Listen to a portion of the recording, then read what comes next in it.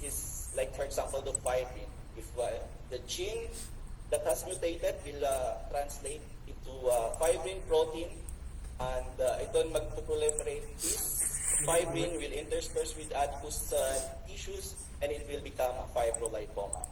They are mostly slow-growing. No? If you check on the literature for lipoma, it's basically for mostly in aged dogs. However, in this case, that's why it's special, is makita natin they are fast-growing on this specific case that I will be presenting later. Basically, in the Philippines, we diagnose with 3 physical examination, histopathology, and cytology. So that's the most common in practice is the very limited yung diagnostics. No? In one research that I've encountered, they say that only physical examination with history can already diagnose a tumor. But be careful on what you will be doing next. If you do that, maybe I would advise that you don't go with the chemotherapy if you already diagnosed. No? So just be careful on that. So normally, if I will have a tumor case, I will do physical examination, history taking, and radiography, because in our practice, medyo meron ng x-ray. So that's only to check whether if it's a suggestive of a benign or metastatic presentation. No? Mostly sa radiography naman, nakikita natin na the metastasis, and most common site of metastasis of these tumors, cancers, is on the lungs. No? Ultrasound, we can also use to diagnose, we can differentiate. If there's a lump, we can differentiate the lump, whether it's a tumor or it's a fibrolipoma. It can be hygroma, or it can be also an abscess. So we can differentiate those tumors on these diagnostics. No? We have CT scan in the Philippines, but I don't know if it's very routinely done, considering that we all have challenges with regards to diagnostics. No? The challenges on how to market diagnostics in our client. And then histopathology and cytology, this is the most diagnostic for tumors. No? Even without doing radiography, ultrasound, and CT scan or MRI, we can already have a definitive diagnostic with the histopathology. However, it's always a challenge whether the client wants to proceed with histopathology or not. I will be presenting the case on how we did on this case. So I am presenting this 11-month-old dog, 11.5 kilogram, female. It's a mongrel, and presented with the growths on the right hind leg and on the lateral left or thorax. This is fast growing according to the client. It's indolent, it's not painful, and it's movable, and it looks like a skin tag, parang tulugo, as described by the client. So when we did the physical examination, we found a 4 centimeter diameter tumor on the left lateral thorax, and on the hind legs, we seen multiple growths, as you can see on this slide. This case was already presented in other clinic, and this is the second video. When they came to our practice, they brought us the radiography. If we can see the radiography here, we can see the soft tissue opacity. It's almost attached to the bone. But if you look closely, hindi pa siya attached to the bone. So it's demarcated well. The blood works, that was also from other clinic, it was unremarkable. During the presentation of the patient, we did in-house FNA. However, it was non-diagnostic, probably because of the tissue samples or because of the competence of our laboratory during those times. So there were 3 options that was given to the client. First is to do FNA to the patient, and then after FNA, we will send the laboratory to the laboratory And then after we get the result, we can do the surgery. Another option was to do the surgery, excisional, and then we'll send the sample to the for histopathology to the lab. Or a third option was to do steroidal injection only. The client proceeded with the surgery and then sent sample for histopathology because of many factors. No? As we all know, sometimes kasi clients come in with very severe cases of tumors or the late stage of tumors. There are challenges if we do the FNA biopsies first kasi it will take some time. Most of the turnaround time takes mga 3 weeks and then to 1 month. If we do that, we all know that probably the tumor will further progress. Baka the patient is already or cannot be subjected to surgery after if the results comes. That's why we also suggested that we do the surgery. So a lot of times, even in other cases, we do these 3 options, or we suggest these 3 options, and most of the time they choose the second option, which is to do surgery, and then we send the sample to the laboratory to verify what type of tumor, whether cancer or not. So there is a challenge in this. No? What if it's cancer, or what if it's metastatic? During the surgery, we always think that it can, or it is a malignant tumors. That's why we have to adjust with the surgical excision para lang sure na talagang we remove the enough parts of the tumor para if it's a metastatic one, walang may iwan na part. So we did the surgery. So we did the general anesthesia with wide margin of excision. We used simple interactive suture pattern with non-absorbable ones. There is no specific reason why we did that, but for the non-absorbable suture, we use it because yung excision or yung wound, it has a lot of tension. There is no specific studies to say that we have to do or we have to use simple interactive pattern or non-absorbable for certain lipoma or for certain tumors. Also, we did surgeries at the same time on the right hind leg. The same pattern and the same suture was used during those surgeries. And as I said, we have to do a wide margin of safety. And we already predict during the surgery that there might be dehiscence on the parts. So after the surgery, we bandaged the wound. We did monitoring. And then the patient was confined for 8 days. We did wound management. We did antibiotic therapy, anti-inflammatory, and analgesics.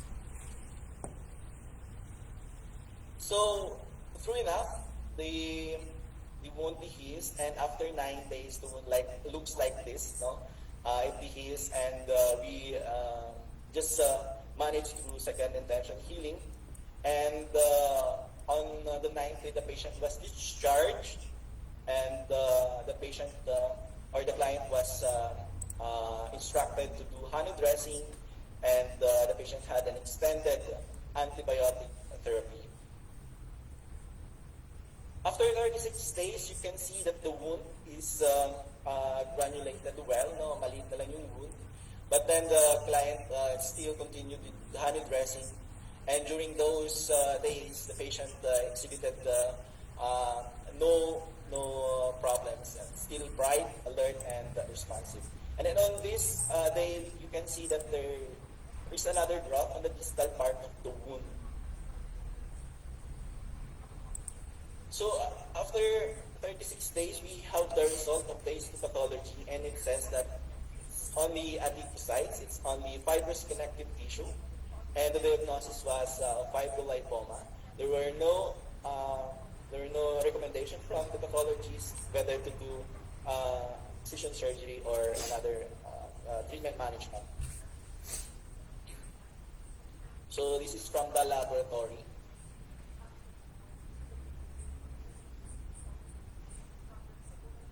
And then after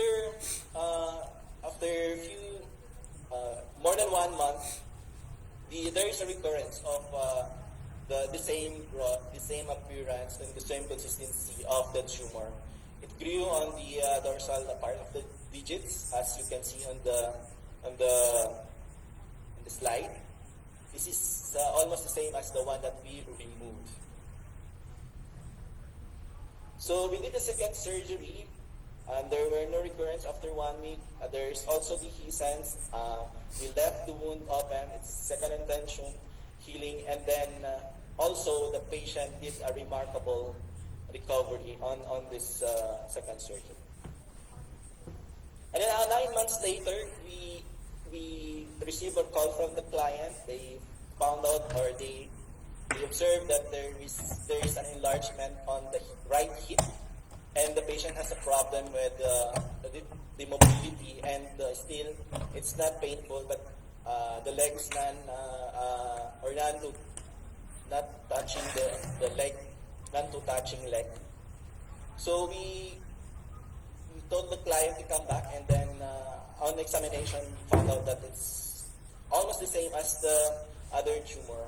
And then again, with the same options we offered to the client, we ended up doing the surgery on coxofemoral articulation. So when we did the surgery, the fatty tumor on that part, they are not connected to any other organs or any other tissues like the bones. And the patient did well during the surgery. There were stent or venous drainage on the wound for 3 days, and the patient was hospitalized for 1 week. And the patient, she was discharged after 8 days. So again, with the antibiotics, anti-inflammatory, patient care, and elicited color, the patient was discharged without any problem.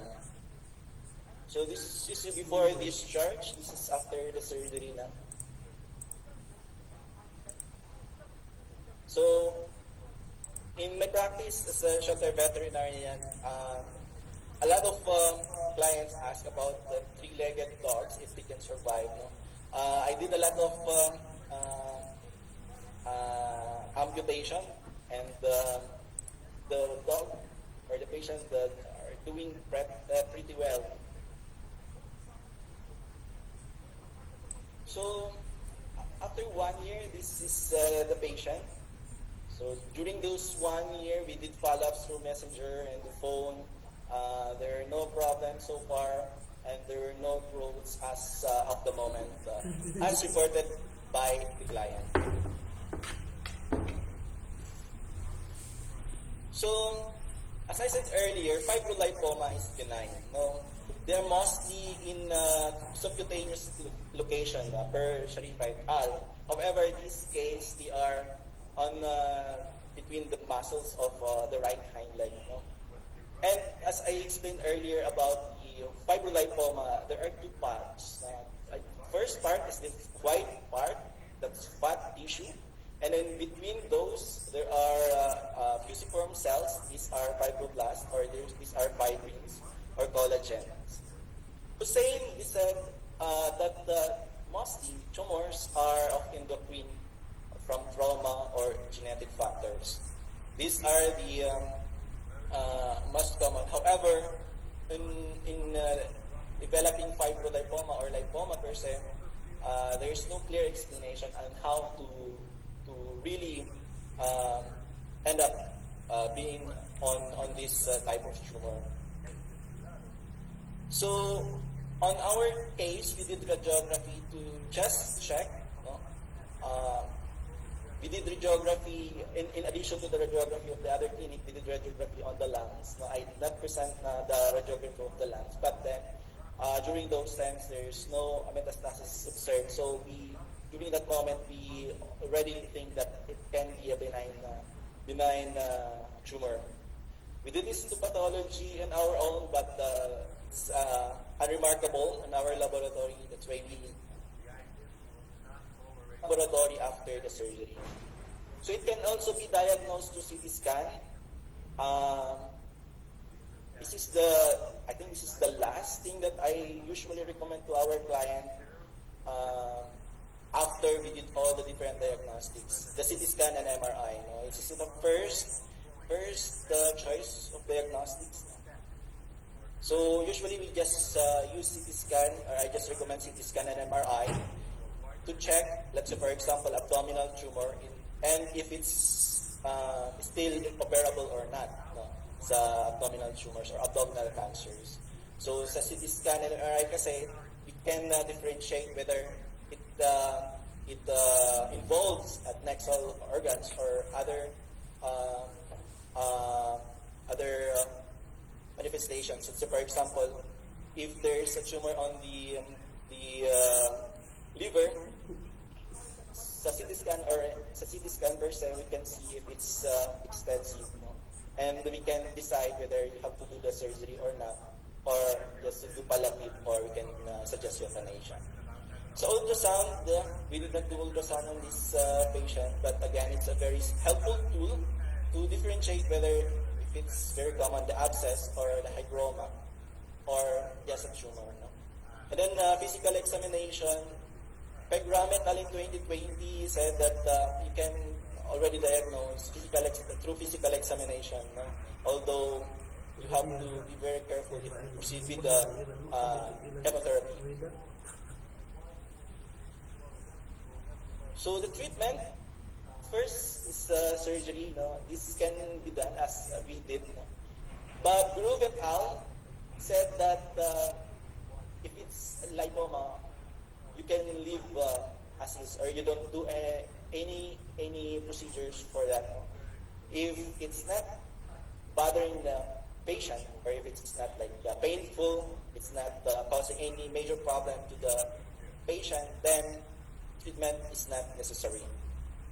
Another management for fibrolipoma is the steroidal injection of triamcinolone acetonide, no, through the lesions. No?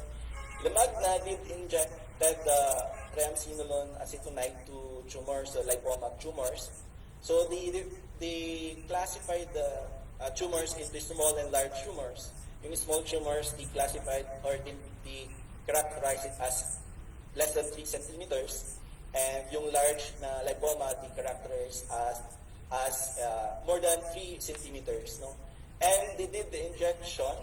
They found out that for small lipoma, triamcinolone acetonide injection through the lesions is it can treat the tumor. But then for more than 3 centimeters, they recommended that more studies should be conducted. No? So they used triamcinolone acetonide 40 milligram per ml using a 20 gauge needle through the lesions, no? And the dose they used 0.5 for small lipoma, and they used 1 ml for large lymphoma. No? 1 ml on different sites, or 2 sites mostly. So they only concluded that using triamcinolone acetonide injection into the lesion can treat small lipoma. So based on my study or in my report, I can conclude that very limited ang ating study with regards to tumors in the Philippines. I hope that the Philippine College of Canine Practitioners will have a repository of this research or cases, and then eventually we can study those based on the reports. No? So we can actually be diagnosing tumor through physical examination history. You know, this is, or we can always do this in Philippine setting. We sometimes do this in the challenge of financial aspect with the client. Although at the end of the day, we don't want to.